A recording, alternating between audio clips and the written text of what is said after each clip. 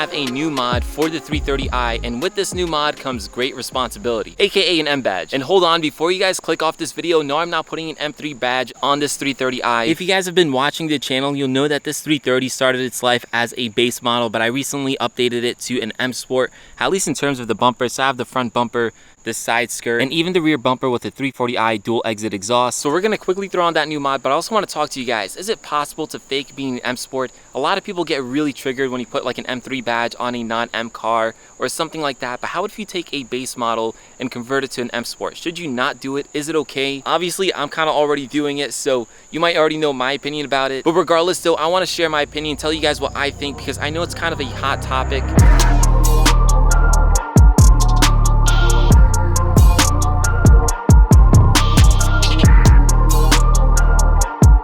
Alright, so here is the new mod for the 330i. I say mod, but it's not really a mod. It's more of like a retrofit, I guess you can say. If you guys can't tell what these are already, these are the M Sport door sills, of course off an M Sport F30. Although it only says M and not M Performance or M Sport, something like that. This is not off an M car. This is how the M Sport ones come. So of course I have the driver and the passenger side as well. I also have the ones for the rear doors, but I actually don't think this car can even fit those, but I'll show you that later. So this of course is what I meant when I said the new mod's gonna have an M badge on it. This is actually the first time ever that I'm installing a mod or anything on any of my cars that has M, something that didn't have M on it before. So that's kind of what inspired me to make this video, because although I've put M stuff on my cars like spoilers or mirror caps or something like that, I've never actually put an M badge on any of my cars. Disregarding things like with Beamer code, like an actual M badge, I've never done. So since this is the first time I'm going to be doing it, I feel like some people might be a little triggered and tell me I shouldn't. So again guys, we'll get into that, but for now I want to install these, which should take honestly probably like a minute or two. So before even installing these, let me show you guys what the ones on the car currently look like.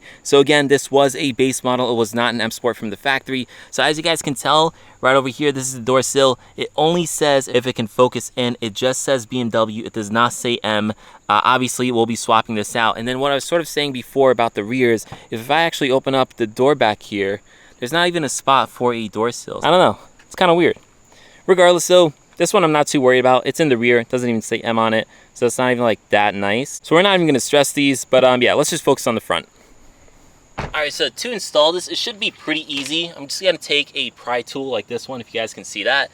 Just get underneath here. You can probably even just do it with your hands, and then we're just gonna pry this up. There should be a few clips, if you guys can hear that. We'll unclip, just pop it out, just like that. Just work our way around. And yeah, I don't know if I broke anything. Hopefully I didn't. Let's see. Did I break this? Nope, I didn't break it. So you guys can see these yellow clips right here slide in just like that, and that's basically what holds it in. So now we're gonna take our new M Sport one. Now as you guys can see, this is an OEM part that I bought, so it doesn't actually have those yellow clips. That's totally fine. We're just gonna reuse the ones that are on my old one. So this is super easy. Just slide it out just like that, slide it into the new one. All right, so as you guys can see, I did the rest of them. Now all you have to do is line it up and basically just snap it in. As long as your clips are aligned, you should be good. All right, so I think I have it lined up. Just have to snap them into place. And that's it, just like that.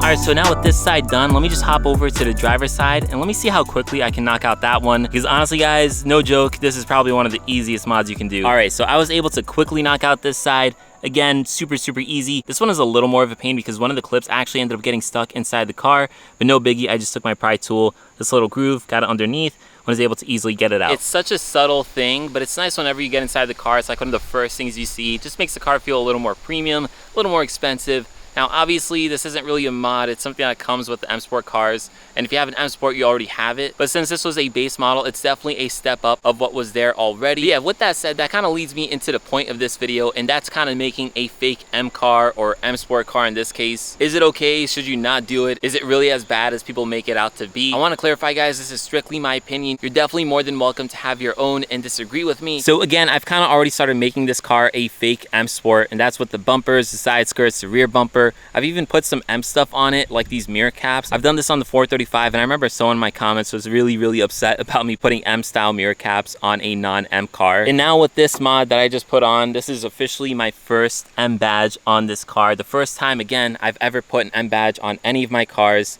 And to be honest with you guys, I really don't think it's that bad. Like, if you go through your car and you put an M Sport kit, I think there's absolutely nothing wrong with it. Now, if you're taking a 330 like this and you're putting an M3 bumper or an M2 bumper or something like that, that's probably a little too much in my opinion. I want to do that on a 4-cylinder, especially maybe like a 340 or 335. But in terms of putting an M Sport kit on a base model car, I really don't think that there's anything wrong with it. If you guys think about it, an M Sport kit is really just like an aesthetic thing.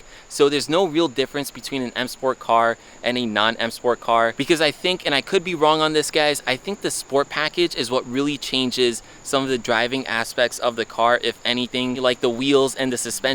But between a Sport line, which this car was, and an M Sport, I think it's only aesthetics. So the bumpers, the steering wheel, all that type of stuff. So it's not like you're taking a 4-cylinder BMW, which still has the basic suspension, still has the 4-cylinder, and you're putting an M3 kit on it, because an M3 obviously has the S55, it has a totally different suspension setup. An M3 is way more than just aesthetics, so I don't think that's really fair to do. But an M Sport kit, if you guys are putting the aesthetics on it, really, what's the difference? Now, obviously, I can put everything M Sport on this car. It'll never change the value of it, because it'll always still be just a Sport line or base model car. If you look up the VIN, it won't say M Sport, and that's totally fine. I'm not doing it for the resale value. I'm doing it for the fun of it, for me to enjoy the car, to make these videos on YouTube. So I really don't care about that aspect of it. But yeah, otherwise, guys, I really don't think that there's anything wrong with putting M Sport stuff on a non-M Sport car. Now, obviously, if you buy an M Sport car right off the bat from the factory or used or whatever it is, you're already winning, right? Because there's a lot less that you have to do.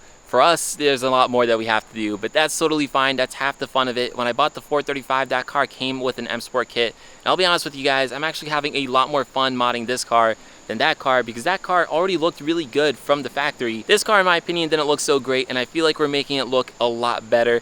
So there's a lot more progression to kind of be had with this car, whereas the 435, which was an M Sport, there wasn't as much. Also, there's the aspect of getting the car cheaper. So obviously this car I got for way cheaper than I would have gotten an actual M Sport. And again, for YouTube, it really made sense, because getting a base model car and then making all these videos about the M Sport kit and all that type of stuff, it just gave me a lot more content, a lot more video ideas, and it made it a lot more entertaining for you guys. So that's kind of why I didn't get an M Sport right off the bat. But now, in terms of putting M stuff on your car, so M3 badges, I would never do personally. I know people do it. I'm just not a fan of that. Like, I can never stomach putting an M3 badge on a non-M car. I just think that's way too far. And now you're calling the car something that it's clearly not. Like, you can put an M3 badge on the car, but it doesn't have the S55, it doesn't have that suspension. It's just not an M car. It's not an aesthetic thing only. Like, you can maybe make it look like an M3, at least really close, but you can never make it perform like an M3. Whereas you can make it look like an M Sport and it'll still perform like an M Sport. Hopefully that makes sense, guys. But yeah, putting M3 badges or anything like that is where I personally draw the line. Now, if you want to take a few styling cues from an M car, like the mirror caps or maybe even the spoiler,